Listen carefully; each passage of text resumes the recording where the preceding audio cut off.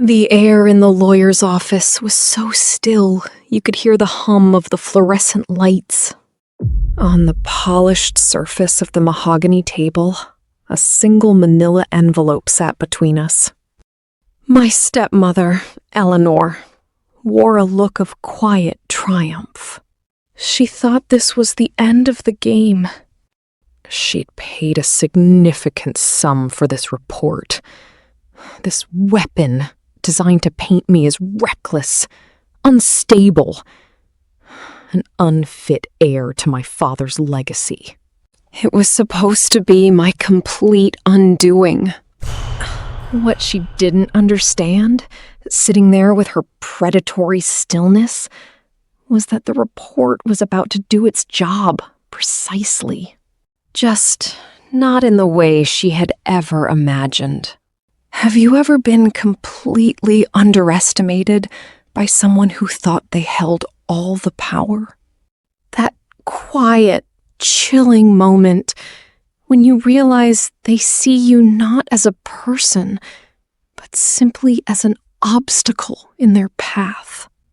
If you understand what it's like to find your strength when no one is watching, subscribe and become part of this community. Tell me in the comments about a time you had to hold your ground, quietly and firmly. Because this particular reckoning didn't begin in that sterile office with that envelope on the table. It began years before, in the hushed rooms of a house where my father was saying his long goodbye. My father's world had shrunk to the four walls of his bedroom. The scent of antiseptic and old paperbacks clinging to the air. The illness took from him slowly, piece by piece. First his booming laugh, then his steady hands, until mostly what remained was the tired, flickering light in his eyes. And through every stage of that slow fade, Eleanor was there. She was a constant, almost suffocating presence, managing his medications with practiced efficiency, fluffing his pillows just so, and speaking to the nurses in a voice that was both smooth and impeccably controlled. To the outside world, she was a saint, the devoted wife, the selfless caregiver. But I saw the changes, the quiet edits she was making to our lives. The photograph of my mother and me on the mantelpiece was quietly replaced by a sterile, abstract sculpture. My father's collection of old, worn-out novels, their spines cracked from 1,000 readings, disappeared from the shelves, swapped for pristine, leather-bound classics that no one would ever touch. The house began to feel less like a home, filled with a lifetime of memories, and more like a showroom. Every surface polished, every object chosen for its appearance, not its history. It was a slow, silent conquest. She was erasing our family story, one object at a time. It came down to a fundamental truth I didn't fully understand until later. My father taught me the value of a legacy. To him, it wasn't about the numbers in an account, but the integrity you build, the trust you leave behind in people's hearts. It was a quiet, permanent kind of wealth. But Eleanor only ever understood the value of an asset. She could look at something my father cherished, something he'd built with his own hands, and all she would see was its price, what it could be liquidated for, what it could become. Her entire conflict would eventually hinge on that single, silent difference. The difference between what something is worth and what it simply costs. He had tried to teach me about this distinction in his own way, through the one craft he loved most. My father wasn't a professional watchmaker, but in the small workshop behind our house, he was a master. I remember the smell of mineral oil and old wood, the way the light from his magnifier lamp would catch the dust motes dancing in the air. He'd let me sit beside him for hours, watching his steady hands use tweezers to place gears smaller than a grain of rice. "See this?" he'd say, holding up a tiny spring. "Every single piece has a purpose, even the smallest one. If a single part is out of place, if it's not doing its job honestly, the whole system eventually stops working." He wasn't just talking about watches. He was talking about integrity, about how small deceptions, tiny acts of greed, could bring a beautiful, complex life to a grinding halt. It was a lesson in precision, in truth, in cause and effect. I held on to that memory, that feeling of order and purpose, especially after he was gone, and our home began to feel like a place where all the pieces had been deliberately broken and scattered. After the funeral, the house fell silent, but it wasn't the respectful quiet of mourning. It was the sterile silence of a space being neutralized, prepared for a new owner. Eleanor moved through the rooms with a chilling efficiency, her grief a mask she wore only for visitors. The worn armchair where my father used to read, its fabric holding the faint outline of his shoulders, was the first to go, replaced by a sleek, uncomfortable leather piece that felt like an intruder. Then, the photographs began to vanish. One by one, our family history, birthdays, holidays, candid moments of laughter, was taken down. The nail holes on the walls, the only proof they had ever been there. In their place, she hung generic prints of landscapes and abstract art, the kind you'd find in a hotel lobby. The house no longer smelled of my father's pipe tobacco and old books. It smelled of lemon polish and the sharp scent of new paint. It was a systematic erasure. She was turning his home into a cold, impersonal showroom, a stage set for a life he never lived. Every change felt like a quiet act of violence against his memory, a declaration that his legacy was now just property to be managed. This wasn't grief, it was a business transaction. And just a week after we buried him, with the last trace of him scrubbed from the walls, she finally sat me down to discuss the terms. She motioned for me to sit on the new sofa, the one that still smelled of chemicals and felt cold to the touch. "I know how difficult this is for you," she began, her voice a careful performance of sympathy. "Grief is a complicated process, and we all handle it differently." But the performance was brief. Her eyes, which had been so adept at feigning sadness for weeks, turned hard and practical. "Your father and I had many conversations in his final months," she said, her tone shifting from soft to steel. "He was very concerned about my future. He wanted to ensure I was secure." She let that word hang in the air between us, a polished stone of a word. Secure. It wasn't about love or memory or his legacy. It was about assets.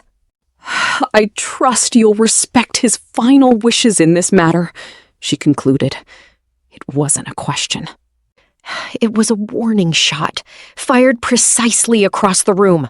A declaration that his memory was now territory to be claimed. That conversation left a chill in the air, a sense of wrongness that I couldn't shake. It's what pushed me to start sorting through his office that night, searching for something real, something that hadn't been replaced. His office was the last part of the house that still felt like him, a fortress against Eleanor's sterile new world.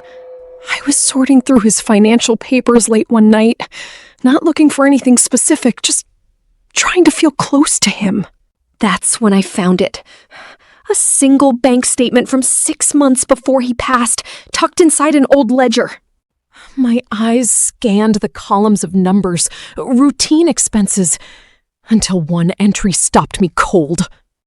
A recurring monthly payment for $5,000, wired to a company I'd never heard of, Pinnacle Strategic Solutions. It felt utterly wrong.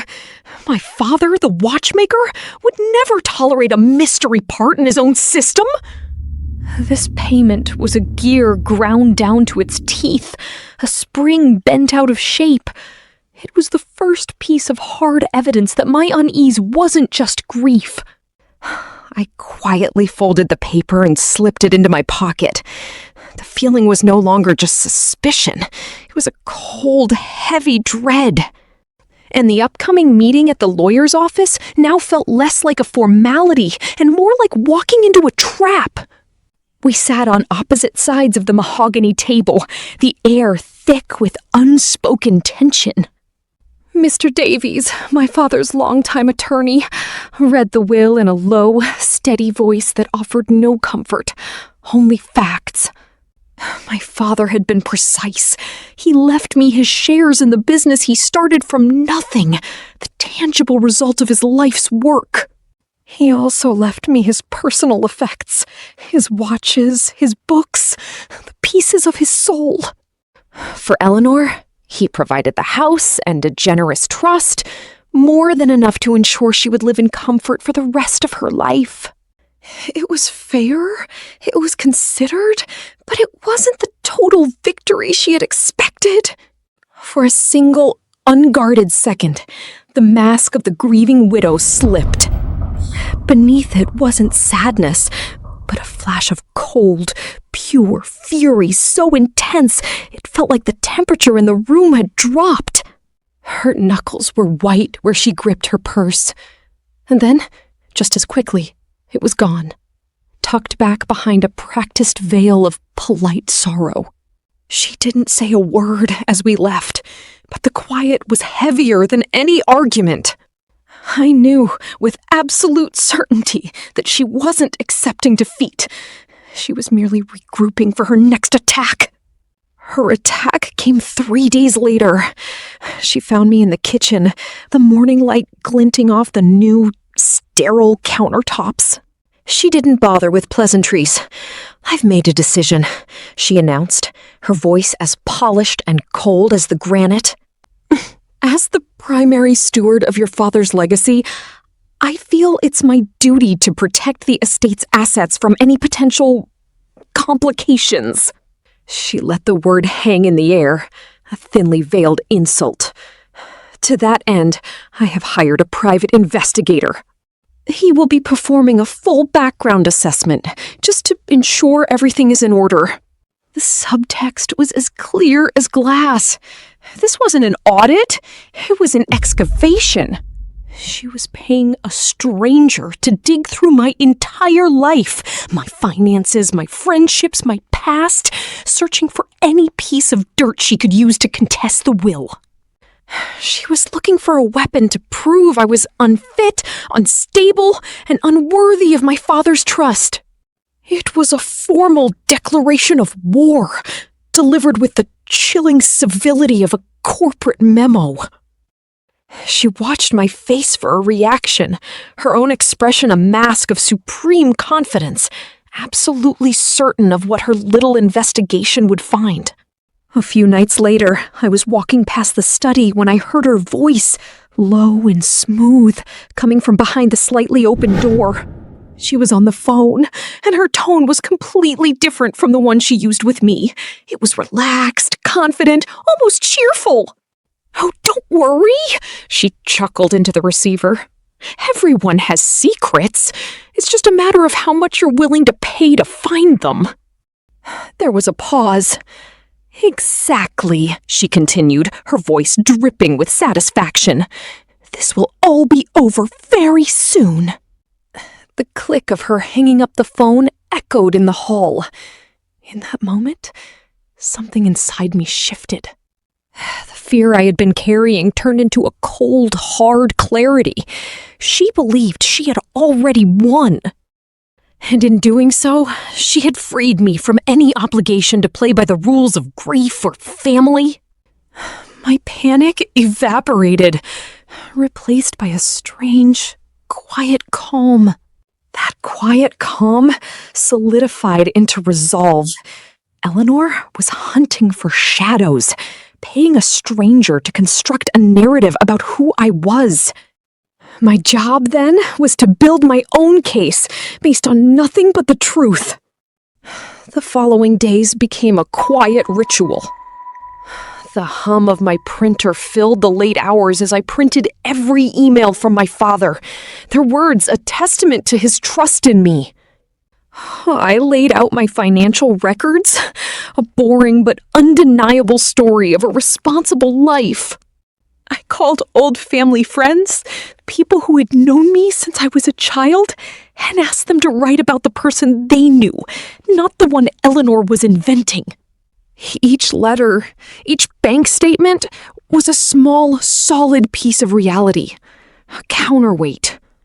While she was paying for a weapon, I was simply polishing a shield. I wasn't digging for dirt or looking for secrets. I was methodically assembling the components of my life, making sure every gear was in its place, every spring accounted for. It was a precise, quiet rebellion. After I had organized all the official papers into a single, neat binder, I knew something was still missing. The heart of the matter. My defense needed to be more than just documents. It needed his voice. My mind went to his workshop, and I knew I had to look there one last time. His workshop was the one place she hadn't touched, a small sanctuary exactly as he'd left it. The air still held that familiar scent of mineral oil and aging wood. I ran my hand over the worn lever of his watchmaking toolkit, the place where he created order from chaos. It was his most personal possession. As I lifted the heavy lid, my fingers brushed against something that didn't belong, a small, crisp envelope tucked beneath a velvet tray of tiny screwdrivers. It felt out of place, deliberate. My heart hammered against my ribs. His handwriting was on the front, just my name, written in his familiar, elegant script. Inside, a single folded note. The words were a little shaky from his illness, but the message was perfectly clear. "If things get complicated," it read, "trust Mr. Davies. He knows my true wishes." My breath caught in my throat. He had known. He had anticipated a fight. The note ended with one final piece of his lifelong wisdom. "And remember to check every gear and spring. Everything has a purpose." It felt like he was right there in the room, offering one last piece of guidance. This wasn't just a letter. It was a map. It was permission to fight. My fear was gone, replaced by a surge of hopeful clarity. He had left me a key, an ally he trusted to see his legacy protected. I took out my phone, my hands steady now. It was time to call Mr. Davies. Mr. Davies's voice was calm, a steadying presence against the chaos of the last few weeks. I explained everything, Eleanor's cold fury, the threat of the private investigator, the feeling that I was walking into a trap she had meticulously set. I expected surprise, or at least concern. Instead, there was a long, thoughtful silence on the other end of the line. When he finally spoke, his words were quiet, but carried an immense weight. He anticipated this. Mr. Davies said simply. Your father knew her character. He hoped he was wrong, but he prepared for the possibility he wasn't. A wave of relief washed over me, so strong it almost buckled my knees. I wasn't alone in this. I wasn't imagining it. My advice, he continued, is to do nothing. Let her proceed. Let the investigator do his work thoroughly. He paused, and I could almost hear him smiling. Your father was a watchmaker, after all. He believed every system should have a failsafe. And he built a particularly elegant one right into the heart of his will. There's a specific clause I need to walk you through. Mr. Davies called it the Fiduciary Duty and Morality Clause. As he read it to me over the phone, his voice steady and calm, the pieces began to click into place with cold, satisfying precision. It was a single paragraph, buried deep within the will's legal language, but it was a work of quiet genius. My father had stipulated that any beneficiary found to have acted against the financial or moral interests of the estate, either before his passing or after, would immediately and irrevocably forfeit their entire inheritance. It was an ironclad failsafe, covering everything from outright embezzlement to acts of profound personal betrayal that would tarnish his legacy. The realization washed over me, a sudden, shocking clarity that took my breath away. This wasn't just a shield, it was a trap. Eleanor, in her smug certainty, had hired a professional to create a detailed, legally admissible record of a person's life. She just assumed it would be my life under the microscope. It never occurred to her that a thorough investigator, a true professional, simply follows the evidence wherever it leads. Every single dollar she was spending on him was now, in effect, funding a formal inquiry into her own compliance with that very clause. The weapon she had so carefully aimed at me was now pointing directly back at herself. The entire power dynamic of this conflict shifted in that one moment. The investigator wasn't my enemy anymore. He was, completely unintentionally, the most crucial gear in my father's final, intricate design. The threat was no longer just an abstract legal concept. It was about to become a very real, tangible presence, much closer than I could have imagined. It was one thing to understand the mechanics of the trap Eleanor had laid for herself.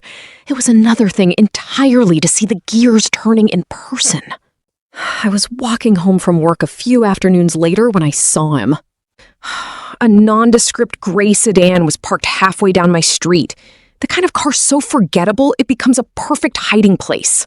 I slowed my pace, the keys in my hand suddenly feeling cold and heavy.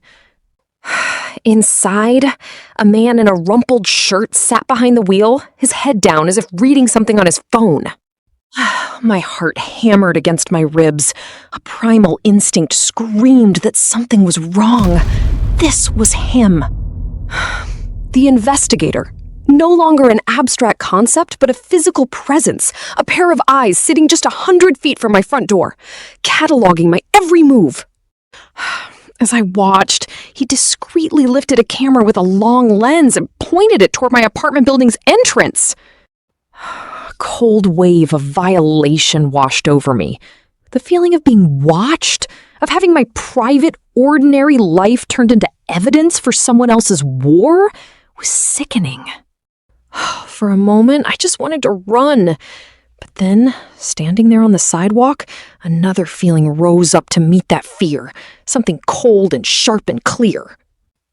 It was a surge of pure determination. I remembered my father's note, check every gear and spring. This man was a gear. He was just doing his job. A thorough job, I hoped. Let him watch me carry my groceries. Let him document my boring, predictable routine. He was being paid to find the truth, and the truth was my only ally. I held his gaze for a second through his windshield, letting him know that I saw him. I had nothing to hide. Eleanor's reckoning depended on him finding the person who did. And with that single, clarifying thought, I knew my next move. It was time to finalize the battle plan. I sat across from Mr. Davies again, the neatly organized binder of my life on the table between us. His office felt like a calm island in a storm. The battle plan he laid out was both the easiest and hardest thing I could imagine. "You do nothing," he said, his voice steady. "You live your life openly and honestly. You go to work, you see your friends, you give her investigator nothing to find because there is nothing to find." It felt profoundly counterintuitive, like standing perfectly still while an enemy charges. But he explained the cold, precise logic. Any move I made, any confrontation, any counter-investigation would just create noise and turn this into a messy war of accusations. Our strategy was one of absolute silence. We would let Eleanor spend her inheritance chasing shadows.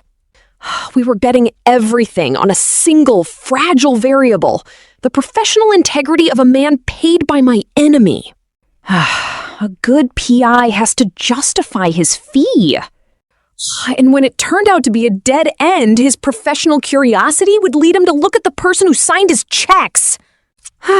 My calm, my complete lack of visible panic was the one thing she couldn't predict.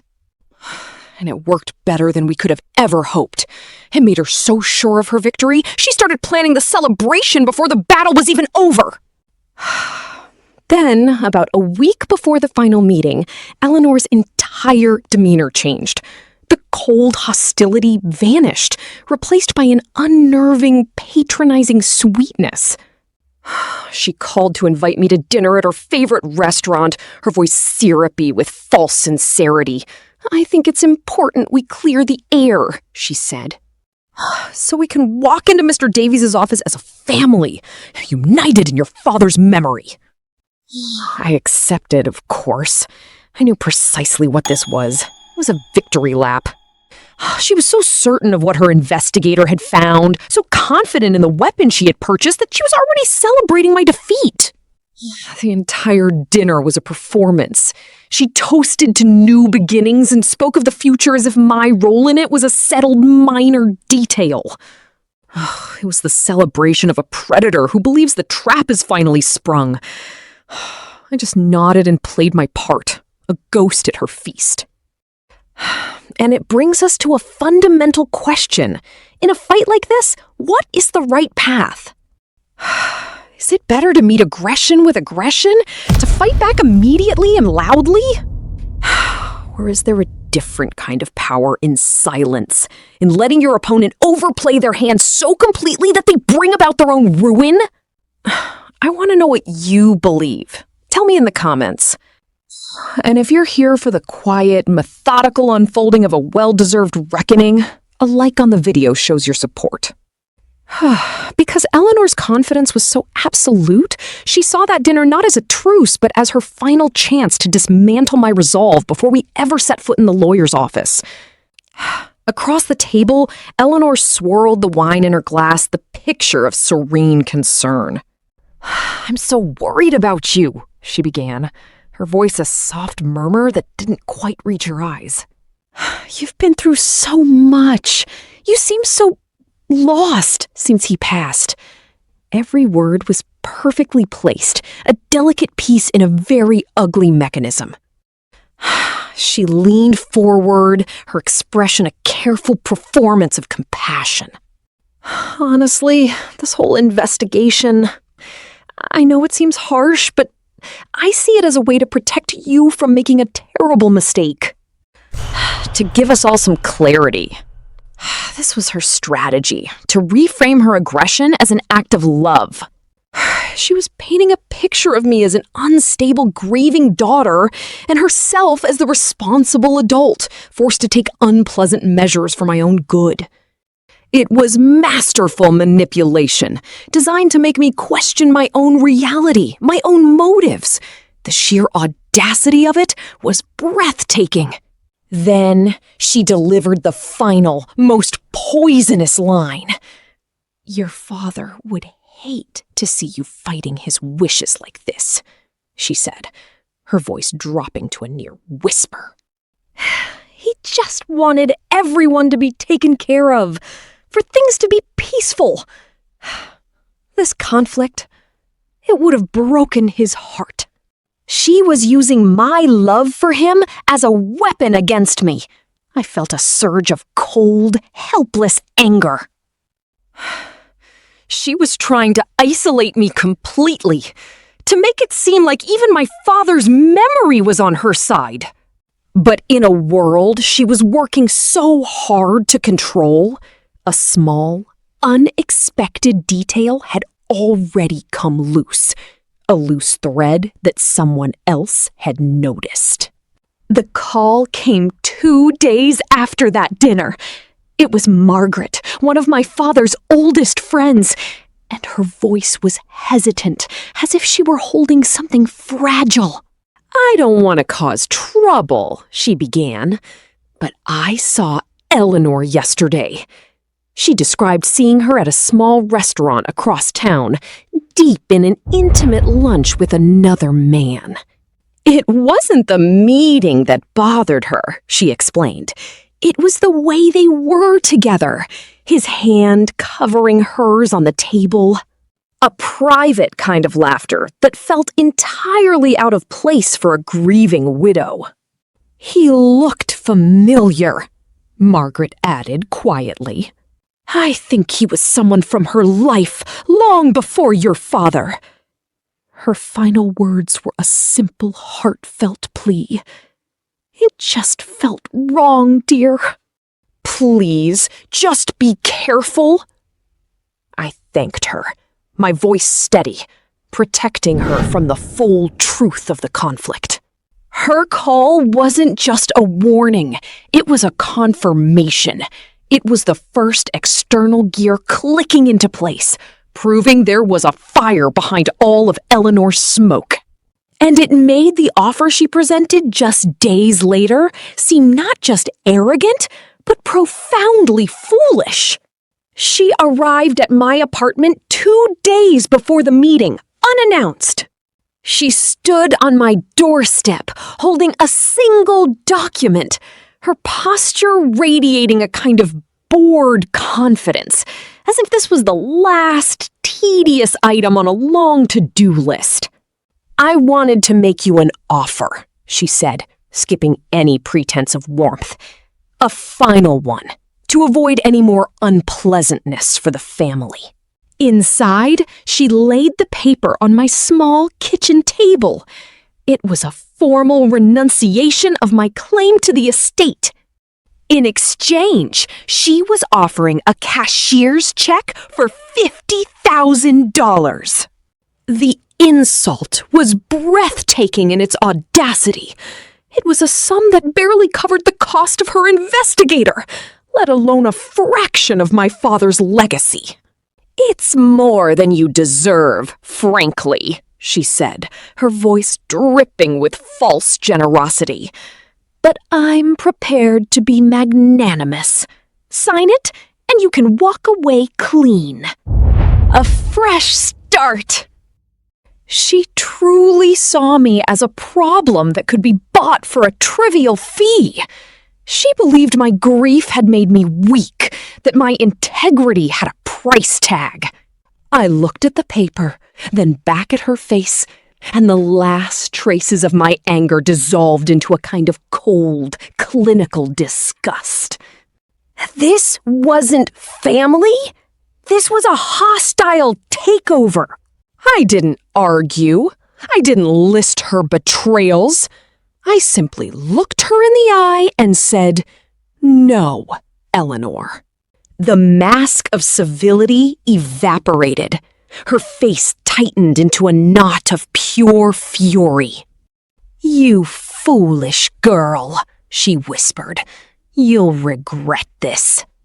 She snatched the paper from the table and left without another word. I locked the door behind her, the sound of the deadbolt echoing. The final move had been played. There was nothing left now but to wait. The long night ahead felt like the final, silent moment before the Watchmaker system either ran perfectly or broke forever. The silence in my apartment after she left was profound. It wasn't empty. It was heavy with everything that had been said and everything that was about to happen. I walked over to the small desk by the window and picked up the silver-framed photograph of my father. He was younger in the picture, standing in his workshop, a magnifying glass looped around his neck, a smile of quiet satisfaction on his face. This was the man Eleanor was trying to erase, the legacy she was trying to liquidate. I felt the immense weight of it all settle on my shoulders. This fight was never just about a house or a stock portfolio. It was about his name. It was about the integrity he had spent a lifetime building, one tiny, precise decision at a time. He taught me that a person's character was the one system that had to function perfectly, or everything else was worthless. And here I was, on the eve of a meeting that would expose just how broken his second wife's character truly was. There was no triumph in it, only a deep, hollowing sadness that it had come to this. That his final years were spent next to someone who saw his life not as a gift, but as an asset to be stripped. I thought back to his workshop, to his lesson about the watch, how every gear, every spring has its purpose. How a single misplaced piece eventually brings the entire mechanism to a halt. All the pieces were in motion now. Eleanor's greed, the investigator's diligence, Mr. Davies's quiet preparation, my father's foresight. It was no longer a battle of wills. It was the slow, inevitable turning of a complex machine he had designed long ago. A mechanism of justice, ticking quietly in the background of all her noise and threats. My only role now was to see it through, to honor the trust of the man who built it. I sat there, in the dark, watching the city lights blur through the glass, and resigned myself to waiting for the morning.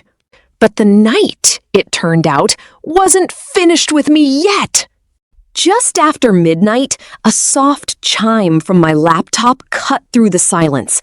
My eyes were blurry from staring out the window, and for a moment, I considered ignoring it. But something compelled me to look. The email was a ghost in my inbox. The sender was an anonymous, encrypted address. The subject line was completely blank. My cursor hovered over it, my hand hesitating. Was this another one of her tricks? A final attempt at psychological warfare? I clicked it open. There were only 2 sentences, typed in a plain, standard font. They read, "A PI's job is to report the facts, all of them. Your stepmother might not like the facts he found." That was it. No attachment, no signature, no proof. Just a quiet, disembodied voice from the darkness confirming everything. I felt a cold shiver run down my spine, but it wasn't from fear. It was the chilling, electric feeling of a complex machine, a machine I couldn't see, finally clicking into its final gear. Someone with a conscience had seen the report. Someone knew the truth was coming. It was the ultimate realization. The reckoning was no longer a hope, it was a scheduled event. And as I sat there, absorbing the weight of that anonymous message, I understood that somewhere across town, Eleanor was likely sleeping soundly, completely oblivious. She was dreaming of her victory, while the future she had worked so hard to steal was already turning to dust. Across town, in the house my father built, A different kind of planning was underway. I can almost hear it now. The clink of ice cubes in a heavy crystal glass, the low, confident murmur of Eleanor's voice. She was on the phone with him, the man from her past, the partner in her quiet crime. I imagine her telling him to pack a light suitcase to make sure his passport was ready. "By this time tomorrow," she would have said, her voice a triumphant whisper, "it will all be ours." The meeting with the lawyer is just a formality, a final piece of paper to sign before the real life begins. She was describing a trip to the Mediterranean, a villa overlooking the sea, a future funded by the systematic theft she was so certain no one had noticed. She spoke of my father's legacy, not as something to be honored, but as a resource to be drained. In her mind, the war was already over. The victory was absolute. She had calculated every angle, my grief, my perceived weakness, the power of her money to buy whatever story she wanted. The only variable she hadn't accounted for was the simple, professional integrity of the man she'd hired to destroy me. She saw him as a tool, but he was a craftsman, just like my father. He was paid to find the truth, and he had. She hung up the phone and likely slept the sound, dreamless sleep of a predator who believes the hunt is over, completely unaware of the mechanism ticking away beneath her. She had no idea she wasn't waking up to a new life, but to a quiet, precise, and final reckoning. The stage for that final act was already set, waiting for us in the cold light of morning. The morning light that filtered through the blinds of Mr. Davies' office was thin and gray, stripping the color from the room. It felt less like an office and more like a sterile chamber where truths were dissected. We sat in our designated places, soldiers taking our positions before the final battle. I was calm, a strange stillness having settled over me since the midnight email. I was no longer a participant. I was simply an observer, here to witness the legacy my father had so carefully protected. Eleanor, on the other hand, was radiating a triumphant energy. She was dressed in a sharp, cream-colored suit, an outfit chosen for a victory. A small, self-satisfied smile played on her lips as she adjusted her sleeve, her gaze flicking towards me with a look of undisguised pity. She truly believed this was her moment of coronation. Between us, on the vast expanse of the mahogany table, sat the report. It was bound in a plain navy blue cover, its contents a complete mystery to her. To me, it was the final gear in my father's quiet machine. The air was thick with anticipation, a heavy silence broken only by the soft ticking of a clock on the wall. Each tick felt like a second dropping away from Eleanor's carefully constructed world. Mr. Davies sat at the head of the table, his face a mask of professional neutrality. He nodded to us both, his expression giving nothing away. He slid the report to the center of the table, his hands resting on either side of it. He looked first at Eleanor, then at me, and opened his mouth to begin the proceedings, to finally lay the facts on the table. But Eleanor couldn't wait for his permission. She saw her moment, the culmination of all her scheming, and she stood up, cutting him off before a single word could be spoken. She was determined to deliver her opening salvo, to frame the narrative herself. Her voice, practiced and smooth, cut through the heavy silence of the room. "Before we begin, Mr. Davies," she said, addressing him but looking directly at me, "I feel it is my duty to formally address the court and to speak for my late husband." She folded her hands on the table, a portrait of solemn responsibility. "It is with a heavy heart that I must present this. My stepdaughter's instability has become a grave concern. Her questionable lifestyle choices and a profound lack of respect for her father's memory have made it clear she is not a suitable steward for his legacy."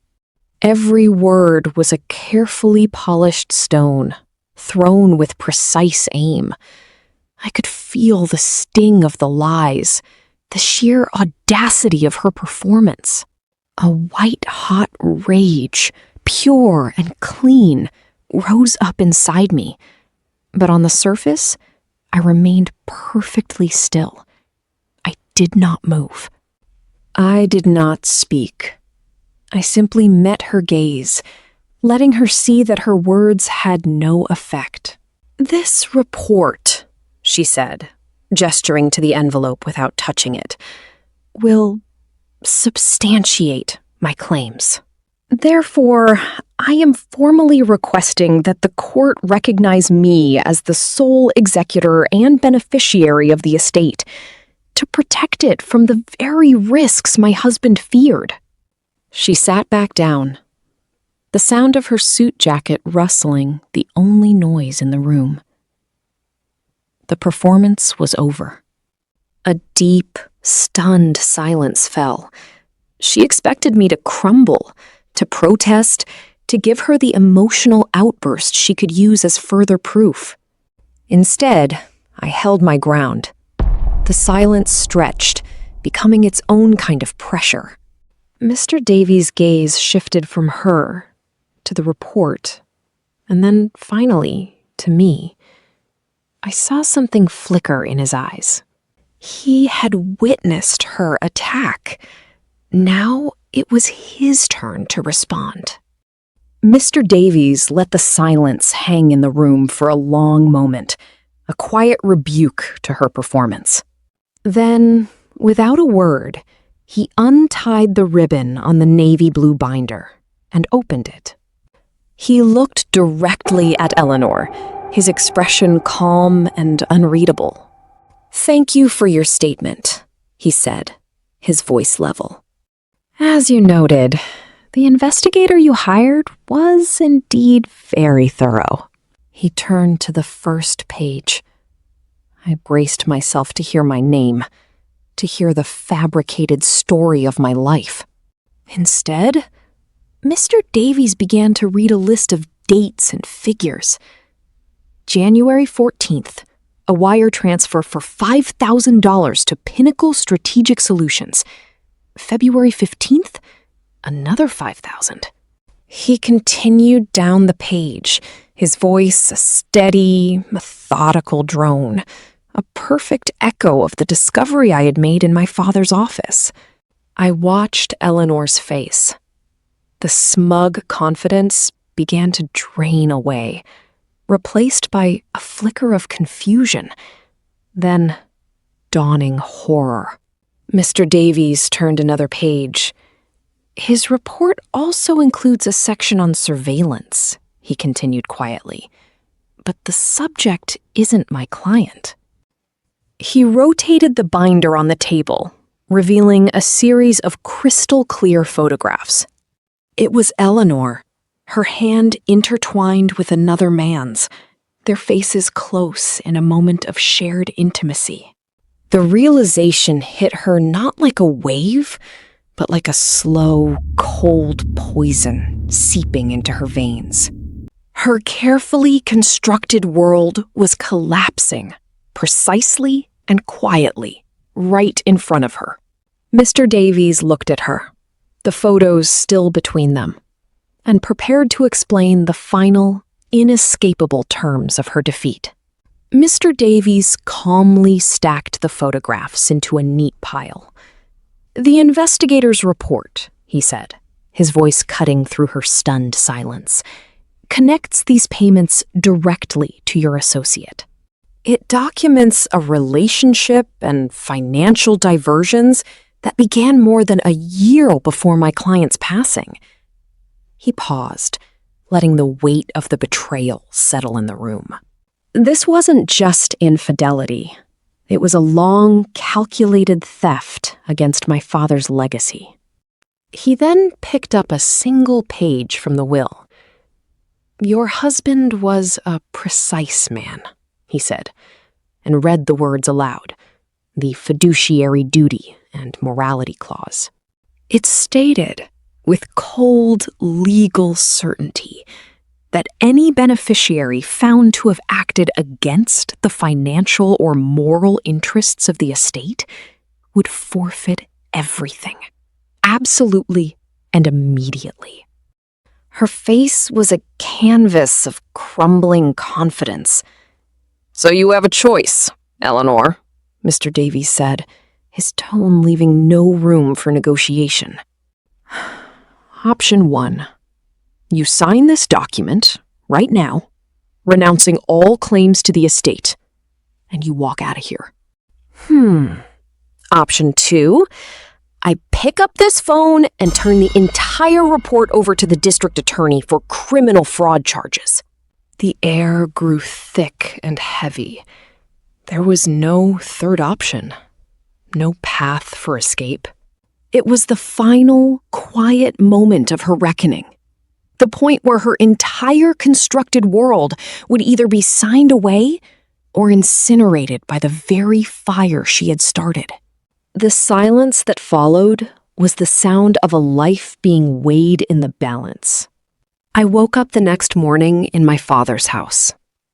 The sun was streaming through the windows he had installed, illuminating the dust motes dancing in the air, just like they used to in his workshop. For months, the silence in these rooms had been a suffocating presence, an oppressive weight. But this morning, it was different. It wasn't an empty silence anymore. It was a peaceful one. A quiet stillness had settled over everything, the kind of profound calm that comes only after a long and brutal storm has finally passed. The weight of the conflict, the constant, grinding dread of what she might do next, it was simply gone.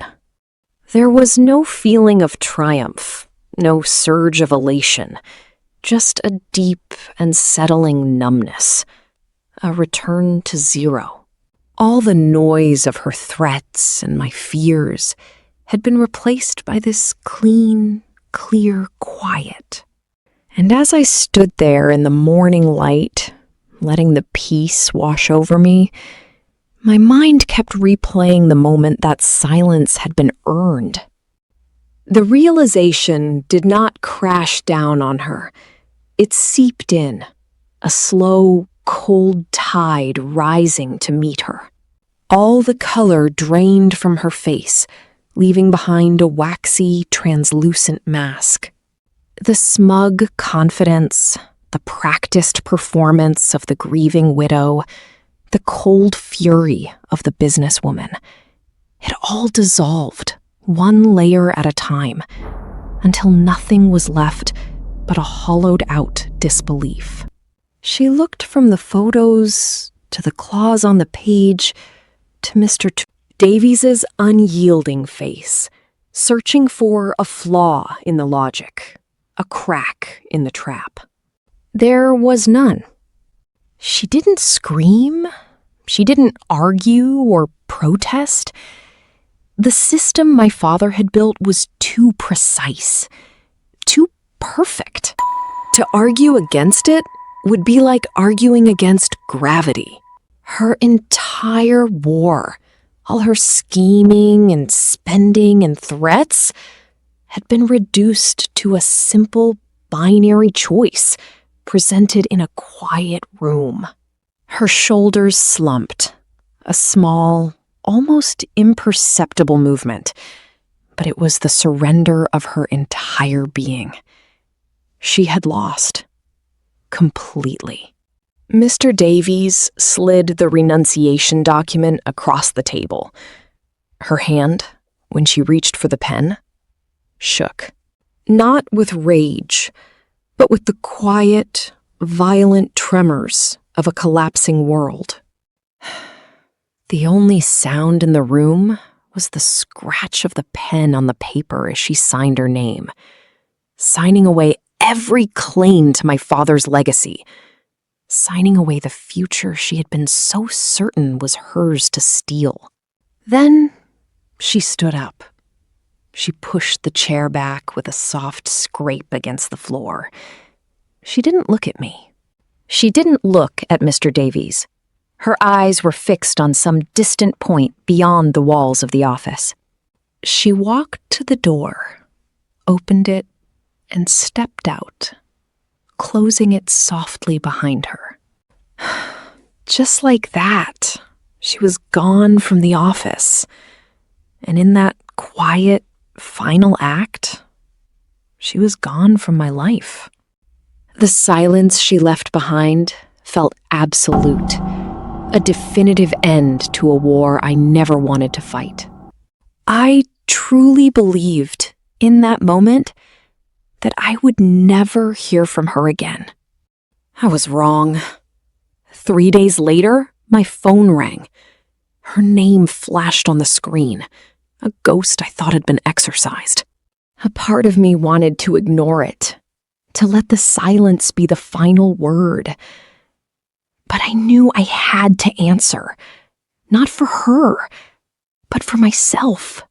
I needed to close this last door cleanly. Her voice was unrecognizable, stripped of its polish and steel. It was thin, ragged, and desperate. "You did this," she began, the accusation weak and hollow. "You destroyed my life, after everything I did for him." Then came the flood of excuses, a torrent of justifications, painting herself as the victim. She said my father was distant, that she was lonely, that the money was what she was owed for her years of service. It was one last frantic performance, a final attempt to find a crack in my resolve. I listened to it all, without saying a word. I let her exhaust her narrative, her voice growing weaker as she realized none of it was landing. When she finally fell silent, panting with the effort, I spoke. My voice was quiet, but it was not unkind. "None of this was about what I did, Eleanor," I said. "This was always about what you did. The investigator just wrote it all down." A sharp intake of breath on her end. And then I hung up. I didn't slam the phone down. I just ended the call. A quiet, precise severing of the final thread connecting our lives. I truly believed that by cutting that one connection, the entire tangled web of her deceit would simply fall away. But I was wrong. Her greed hadn't just ensnared her. It had ensnared others. And one of them was about to come looking for his share. The call came from an unknown number. When I answered, a man's voice, tight with frustration, asked if I was the one who had inherited my father's estate. It was him, the man from the photographs. He didn't waste time on pleasantries. He said his name was Mark, and that Eleanor owed him a great deal of money. Money, he claimed, that was now technically mine. He spoke of their plan as if it were a legitimate business venture that had gone sour. He'd been promised a significant share for his support and consultation, and now he was left with nothing but the debts he'd accrued getting ready for their new life. He wasn't apologetic. He was furious. He seemed to believe I would sympathize, that I would see him as a fellow victim of Eleanor's schemes. I felt a cold, detached pity for him. He was just another person, caught in the collapsing gears of her greed, a partner in a crime who was surprised to discover there is no honor among thieves. I let him finish his tirade, the desperation rising in his voice with every word. When he finally paused for breath, I spoke calmly. "You and Eleanor had an arrangement," I said, "that has nothing to do with me or my father's legacy. You are owed nothing." A strangled sound of disbelief came from his end. "But the money," he stammered, "the money we moved. She couldn't have done it without me." And there it was. In his anger, he'd offered up a piece of the puzzle I didn't even know was missing. It wasn't just about lavish spending. It was about actively moving money. His desperation was a new key, one that could unlock the full, dark truth of what they had done while my father was dying. I realized this conversation wasn't an ending. It was the beginning of the final revelation. I passed his name and his panicked, self-incriminating story on to Mr. It was Davies. What Mark revealed in his desperate attempt to get paid was far worse than anything the investigator had uncovered. This wasn't just an affair funded by my father's money. It was a calculated campaign of theft. They had established Pinnacle Strategic Solutions as a shell corporation. Over the last year of my father's life, as his illness clouded his mind, they began systematically liquidating parts of his stock portfolio. Mark confessed that Eleanor would bring him documents, and he would use his skills to forge my father's signature, transferring assets directly into their company. The PI had exposed the moral failing, the betrayal that violated the will. But Mark, in his greed, had just handed us the felony. Mr. Davies now had proof of criminal fraud, forgery, embezzlement, a conspiracy to defraud the estate, all happening while my father lay helpless in his bed. The choice he had given Eleanor in his office was no longer on the table. Mr. Davies didn't call Eleanor. He called her lawyer. The conversation, as he later recounted it to me, was brief and without negotiation. The game of veiled threats and moral arguments was over. This was no longer about a clause in a will. It was about felony fraud, supported by a willing confession from her co-conspirator. The new terms were absolute. She would not only renounce her claim to my father's legacy, but she would also liquidate and return every dollar she and Mark had siphoned from the estate over the past year. Every piece of jewelry, every investment, every asset purchased with stolen funds had to be accounted for and repaid. The alternative was a criminal referral to the district attorney's office. With evidence so clear, a conviction was all but guaranteed. Her surrender came through a sterile email from her attorney, less than an hour later. There was no final, desperate phone call, no last-ditch attempt at manipulation. There was only the quiet, digital signature on a document that stripped her not just of a future she tried to steal, but of the present she had built on lies. Her defeat was now absolute, a perfect and complete undoing engineered by her own hand. She was left with nothing. But her reckoning was a solitary one. Her partner, the man who had so foolishly confessed in a fit of greed, was about to discover the final, bitter truth about their alliance. There is no loyalty when the money runs out. Mr. Davies handled the final communication with Mark. He informed him in no uncertain terms that his confession had made him a party to a crime. He would receive nothing from the estate, and he should consider himself fortunate that we were not pursuing criminal charges against him as well. The alternative was prison. Mark, predictably, did not take the news quietly. He called Eleanor immediately. I know this because I was in the house one last time, packing the last of my father's personal things, when her cell phone, left abandoned on the kitchen counter, lit up. She must have forwarded her calls. I heard her voice, cold and sharp, coming from the speakerphone she'd accidentally left on. "What do you want, Mark?" His voice was a frantic, tinny squawk on the other end, but her reply cut through it like glass. Our plan?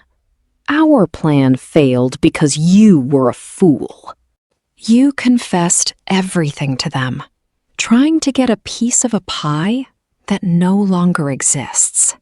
There was another desperate plea from his end. Her laugh was a short, sharp, ugly sound.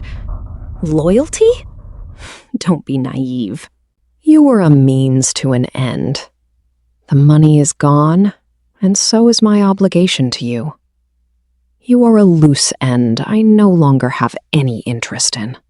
Don't ever call me again. The click was sharp, final. Their shared greed was the only thing that had ever held their pact together, a cheap glue that dissolved the moment the money vanished. The sound of their alliance shattering was the first clear note in a much larger symphony of consequences. It was the first domino to fall, and I knew, with a chilling certainty, that many more were about to follow. The rest fell with a quiet, satisfying precision. Legally, Eleanor had no ground to stand on. The house my father built, the one she had so meticulously scrubbed of his memory, was the first thing to go. She was given 48 hours to vacate the property, a legal formality that felt like the final, definitive eviction of her influence from our lives. The moving trucks that arrived were not for a grand relocation, but for a quiet retreat into obscurity, her possessions carted off to a storage unit somewhere. Working with Mr. Davies, we then began the slow, methodical work of restoring the estate. Forensic accountants traced every dollar that had been funneled into her shell company.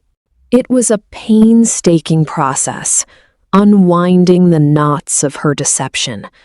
But with Mark's confession as our map, we recovered nearly everything. The stocks that had been liquidated, the accounts that had been drained, it all flowed back, returning the estate to the state of health my father had left it in. The financial consequences were absolute, but the social ones were, for her, perhaps even more devastating. The story of her quiet, calculated betrayal spread through the community. The friends who had once praised her devotion now crossed the street to avoid her. Invitations stopped arriving.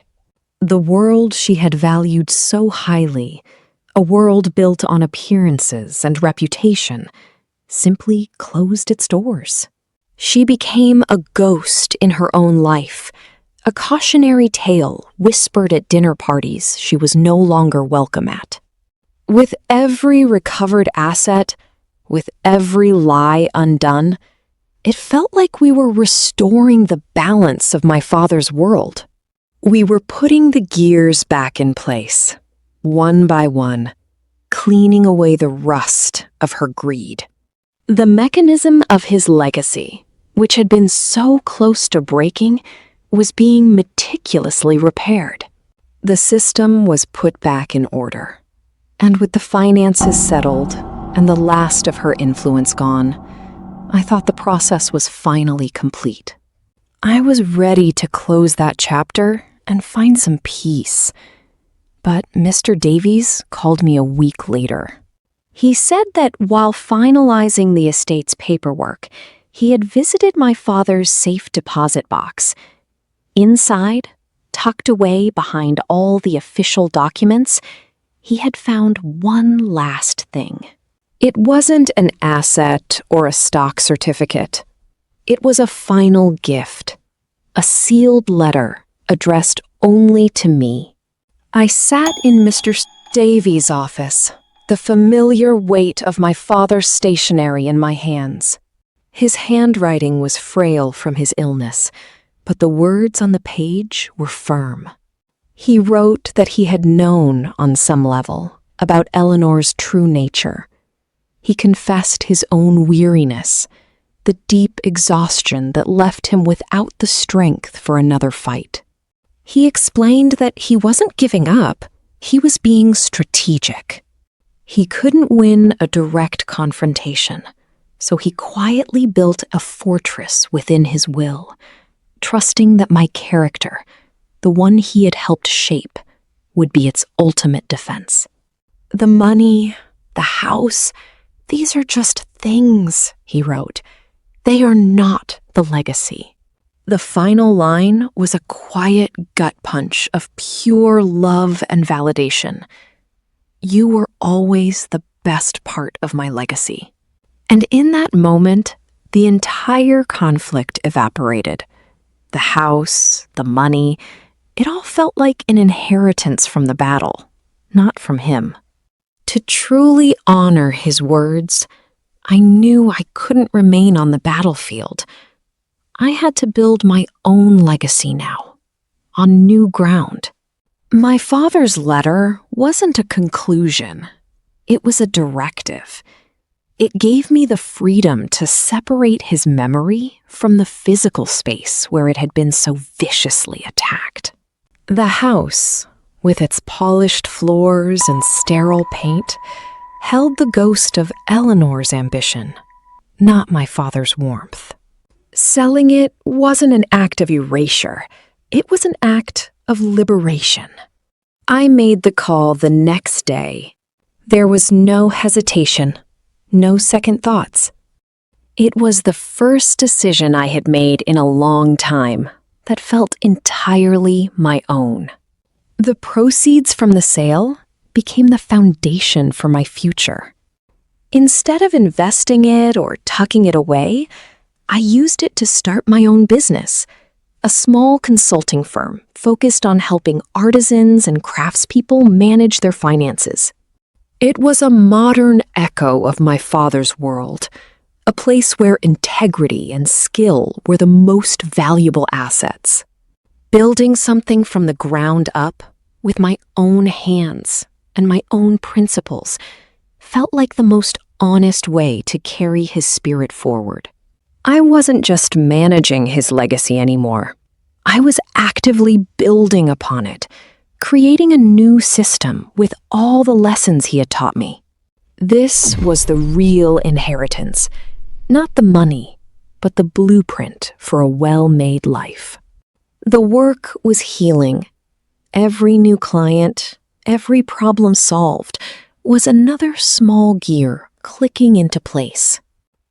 The noise of the past few months began to fade, replaced by the quiet hum of purpose. I had settled the accounts, restored the estate, and set the foundations for my own future. But my father's legacy was never just about business and integrity.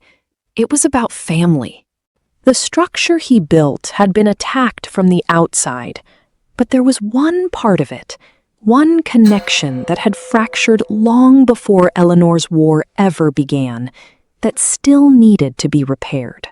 My sister and I sat on the porch of the small cabin she had bought years ago, a place I hadn't visited in a long time.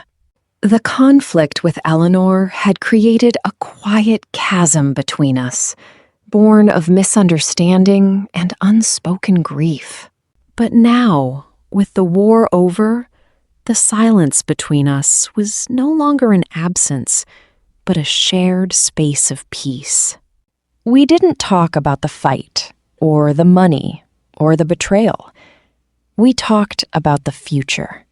There is no sense of triumph in the aftermath, no satisfaction in the ruin of another person's life. There is only this, a deep, profound quiet. The noise of the battle is gone, and what's left is the steady, rhythmic ticking of a life put back in order. I wear my father's favorite watch now, not as a trophy or an asset, but as a reminder. He taught me that every piece has a purpose, that a system built on integrity will right itself eventually.